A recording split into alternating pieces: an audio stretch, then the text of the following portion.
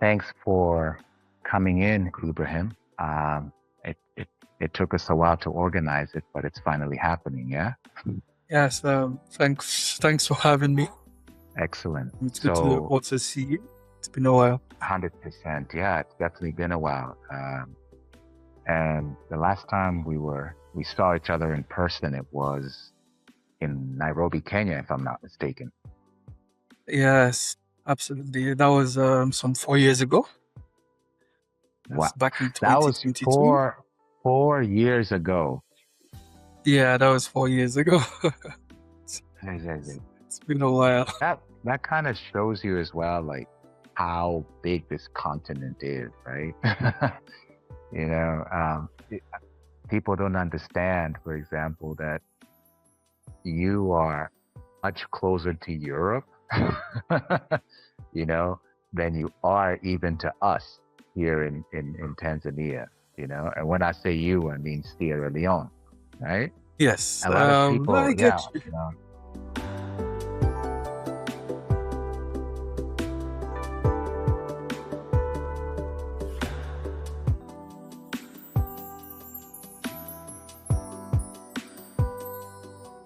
Speaking of Sierra Leone and geographical perspectives, I'm a child of the 70s, so I know a little bit about Sierra Leone, not necessarily positive things, because a lot of times that, you know, when in my formative years, you know, when I was growing up, a lot of times Sierra Leone, when it popped up in the media, is because of this civil war that was going on there. But regardless of that, perhaps you can just give us a brief history, Ibrahim, of Sierra Leone, so that we get to know the country better. So I'll just give a geographic location of Sierra Leone. Firstly, it's located on the west coast of West Africa, and it's borders to the west by the Atlantic Ocean, to the north by Guinea, and the south by Liberia. Okay. So Sierra Leone over the years has been known for negative things outside of the country. The civil war you rightly mentioned, the Ebola, and of course when the COVID also struck, and the landslide also that happened in 2017. Those were, I mean, to my knowledge, the most common situations or instances that people have heard about Sierra Leone. But I mean, the country where I live is full of young and enthusiastic people, and that are making inroads in several sectors, globally, and people like in my field who are geospatial experts who are also based outside of Sierra Leone, who are doing well, thriving. You know, none of our histories are necessarily, you know, all cookies and milk, as they say, right? So we all actually have a very common history. You have this country with a beautiful sounding name. I believe the leon is a lion, right? Yes, actually, it's a Portuguese name that stands for Lion Mountain, and the capital city is called Freetown. It's Very Freetown. mountainous, really, yes. Okay, so Lion Mountain, and you're saying that it's a very hilly terrain. Yes. You mentioned this landslide that happened in 2017. So you have these occurrences in such terrain. It's a common thing that would happen there, right? These kinds of natural disasters. Sierra Leone is actually prone to some natural disasters, like landslide, floods, sea level rise. The landslide actually that happened in 2017 was the first in many years, so it's not mostly common. What's common in the capital city is flash floods, especially during the raining season, spanning from late May to early October. But apart from that, we've only experienced landslide, I think, once in the past 50 years. See, but the one in 2017 was particularly devastating, yes? Yes, it was. It was devastating. Sierra Leone Flying Labs have any participation? Were you able to provide any of your services, maybe in the recovery phase of that landslide? Ali, I'll give you a background. Sorry, Ali in 2017 was key introduction into drone sales, and me specifically, some other young enthusiasts. We only started. We were introduced to the technology by then. We were we're teaching ourselves basically on a daily basis to improve our skills in understanding standard operating procedures and flight planning and so on and so forth. So Sierra Leone Flying Labs was not established in 2017. It was more our parent institution, Intelligence, that partnered or was subcontracted by some of the UN agencies that were part of the LEAF program, and we worked with some other international partners. So we had to fly the entire stretch, which was a 7 kilometer north slope, spanning from Regent, which is the outskirts of the city, Freetown, into an area called Lumley Juba Bridge.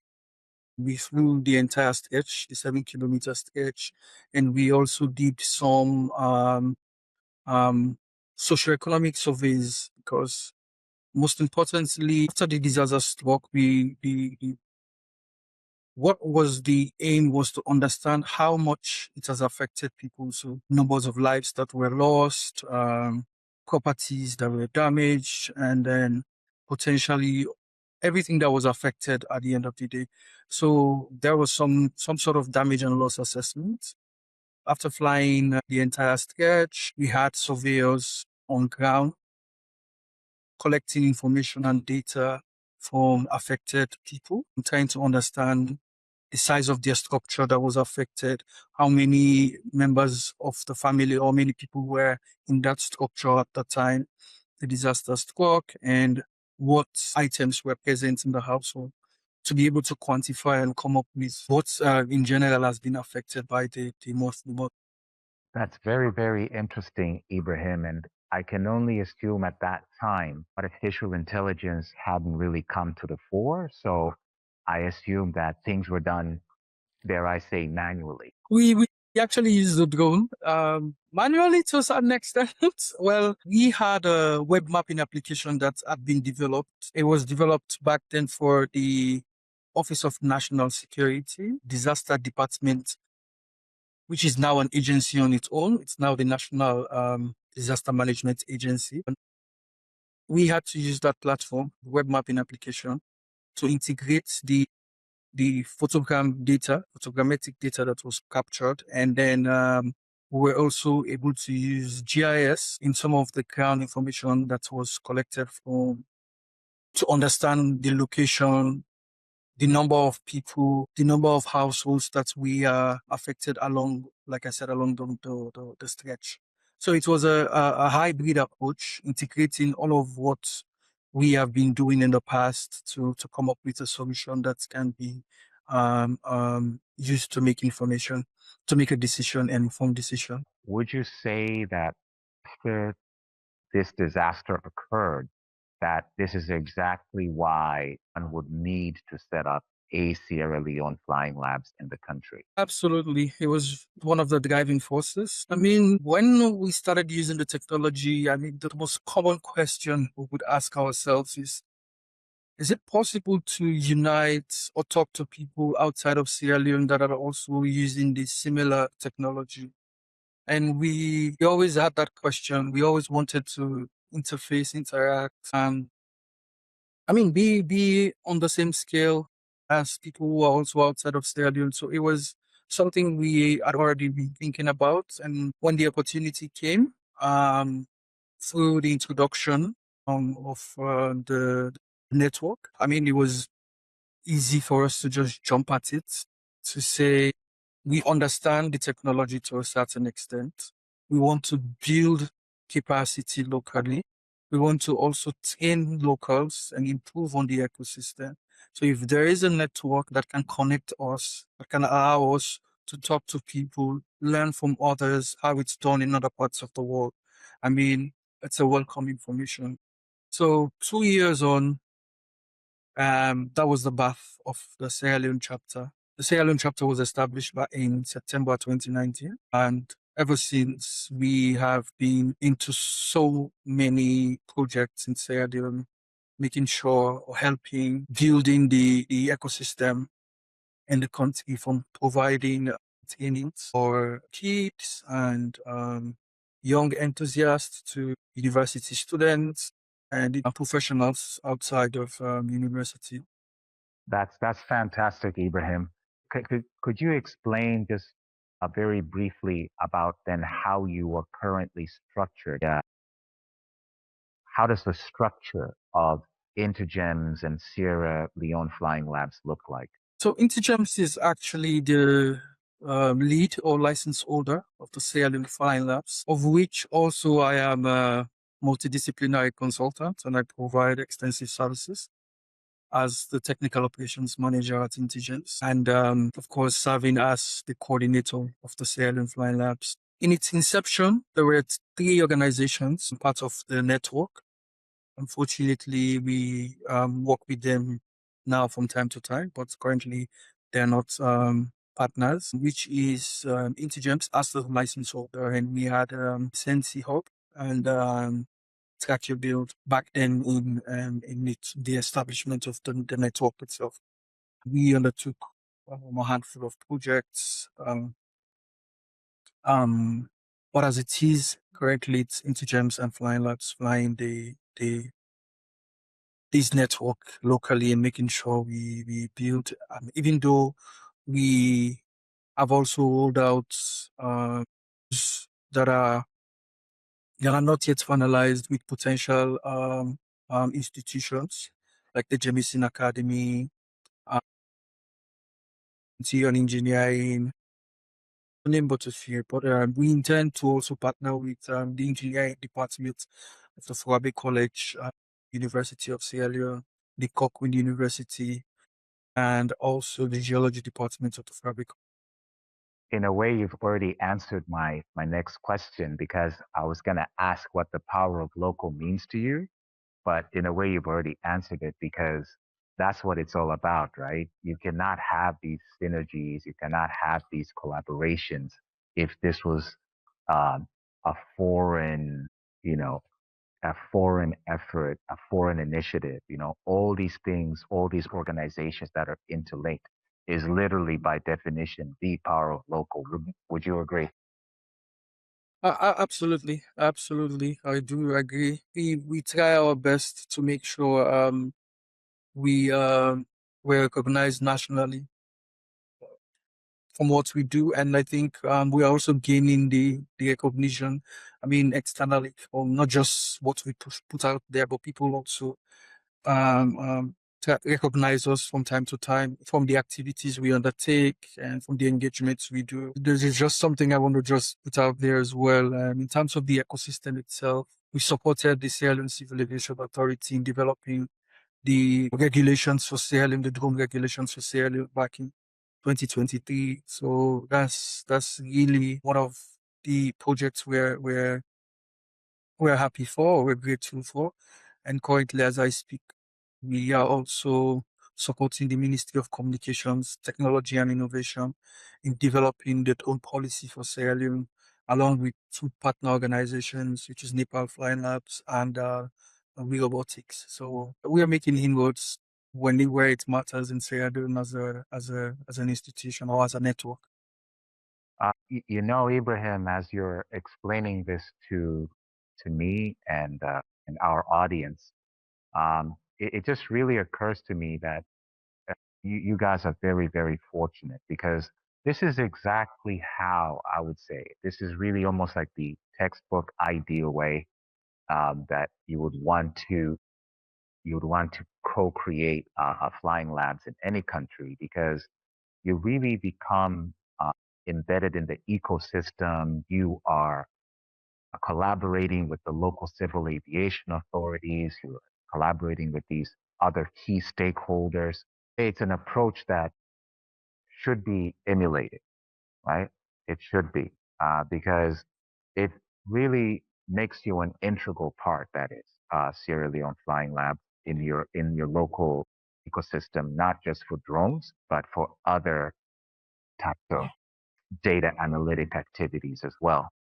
Because you've mentioned it now probably 4 or 5 times, this sort of emphasis on the youth. And I just wanted to ask you, if there's a 16-year-old right now in Sierra Leone, in Freetown, who gets the opportunity to watch this interview, where would you tell them to start on their path to providing drones as a service in terms of entrepreneurship? Well, I think they have to understand, they have to learn how to learn and self-taught. That's where it starts. And because I'll give you a backdrop of this. You understand what it means to be in a country where drones are not common, but you have the drive, the enthusiasm to push with a technology. Because I came from the background of geology, but I always wanted to use new technology into solving problems. So whether it's an environmental problem, whether it's a mining problem, as long as it involves some sort of new technology, that was uh, that was a dream. So we started. It was a group of two young men. We started learning by ourselves, asking questions. When we got our first flights, we flew extensively, um, and we started thinking about how we can actually improve on what we are currently doing. So it's not just about having the drone flying to take pictures, but it's about providing solutions. So we started understanding about flight planning, mapping, photogrammetry, understanding the key terminologies and the standard operating procedures. That's great. Maybe, there's a slight catch here that I think the youth also need to be mindful of because, you know, guess what, kids? Ibrahim is a geologist. There's some steps that you can't skip, right? You can learn these things online, with whatever platform, but there is a core academic, I would say, scholastic achievement, right, that you have, right? I find this very, very important. Great. Um, so again, geographically, there's 3 time zones that separate us. But I Okay. just wanted to quickly ask you, um, is there an area for collaboration between us, between Sierra Leone Flying Labs and Tanzania Flying Labs in the near future? When the opportunities come, we'll know which dots to knock on. But specifically with you, I think Africa as a continent can benefit from your expertise, your experience in delivering drone certification trainings. That are also recognized by the UK Civil Aviation Authority. So I think that's a key thing, and that could be a huge area for collaboration. It's not just with Tanzania, it's not just with Sierra Leone. For the wider network, we could have. Should I spill the idea right now, or should I No, wait? I'm just saying that these are the areas that we can collaborate on, and I just wanted to add that we are looking uh, essentially working with the Africa Drone Academy. Again, Isn't part of this localization initiative, right? So we're looking at localizing the certification process, and we are exploring that the recognition. I wouldn't even say exploring, but we're imploring the local our local civil aviation authorities to recognize the certification coming from the Africa Drone Academy, um, which, you know, again has elements of our local um, airspaces and the like, and obviously our local drone regulations as well. So this is also uh, coming very soon. In some areas, it's already started to be implemented. So yeah, I definitely see this collaboration um, really picking up steam in the near future. That's really fantastic. Just maybe wanted to ask you as we wrap up, what on your side, what have you got coming up? I recently saw this blog. I was actually looking for it. I saw this blog post, and I saw a whole bunch of people in this photo, and I was like, "Hey, that's a lot of people. What's Ibrahim got going on? Can you maybe let us know what's coming up from the Sierra Leone side of things?" Next stop for us, actually, we are, I think I mentioned earlier, we are at the stage where we need to finalize the drone policy, the ecosystem readiness assessment, and the use case identification and prioritization projects in Sierra Leone. So we would need to conduct some sort of a national validation for all stakeholders in Freetown before before MOCTI, the Ministry of Communication, Technology and Innovation, can then roll out the policy officially. So that's our immediate next step. I think I mentioned also about a potential partnership for an institution here in Sierra Leone, which is called Jamison Academy. We are on the verge of signing a memorandum of understanding with them, and we'll provide some sort of training for kids between 7th to 14th grade. And this will happen soon in the next 2 months. See how best we can also support their dreams and introduce them to the technology. So I think those are the two most in terms of proximity projects we see to be about to undertake in the next coming weeks or months. Fantastic, Ibrahim. I really want to thank you for doing this. I really want to thank you for your time. Um, we should definitely do this again in the future as we continue to evolve and figure out a way of surviving in this industry. We've been experiencing now these funding cuts, so really have to learn how to be more resilient. And it's really going to be about the local system, right? And the local ecosystems. And, like I said before, I really like the way that you're structured. I really like, in a way, I actually admire the way that Sierra Leone Flying Labs is approached the setup. To me, it just screams sustainability, and this is key because I think there's going to be more and more funding cuts coming up in the future. We're already going through global economic downturns, so yeah, we can learn a thing or two from Sierra Leone for sure. So thank you for having me. Yeah, likewise, brother. Likewise, I echo the sentiments.